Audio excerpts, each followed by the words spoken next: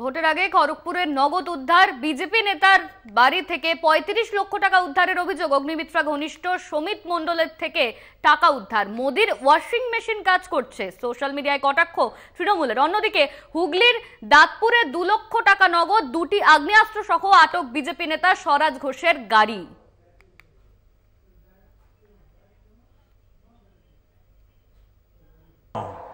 मैं ये भ्रष्टाचारियों का जीना जेल के बाहर रहने नहीं दूंगा। आपके लूटने वालों पर चोट होनी चाहिए कि नहीं होनी चाहिए। मोदी आज आपको एक और गारंटी दे रहा है, 4 जून के बाद नई सरकार बनते ही ऐसे हर भ्रष्टाचारी उनकी जिंदगी जेलों में ही बीतेगी। দুর্নীতি লোকসভা ভোটে বিজেপির অন্যতম হাতিয়ার। বাংলায় ভোট প্রচারে এসে বারবারই এ নিয়ে সরব প্রধানমন্ত্রীও। মোদির সভায় উদ্ধার লক্ষাধিক টাকা।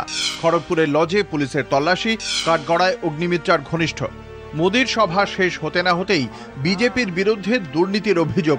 মেদিনীপুরের বিজেপি প্রার্থী অগ্নিমিত্রা পালের ঘনিষ্ঠ বিজেপি নেতা সমিত মণ্ডলের কাছ থেকে উদ্ধার টাকা।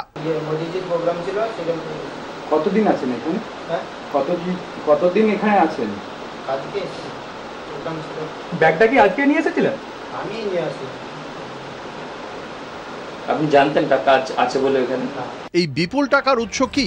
বিজেপির দাবি টাকা দলের, নির্দিষ্ট কাগজপত্রও রয়েছে। রাজ্য থেকে কিছু টাকা পাঠায়, ঠিক আছে, আমাদের পাশাপাশি জেলা আছে তো, এটা সেন্টার।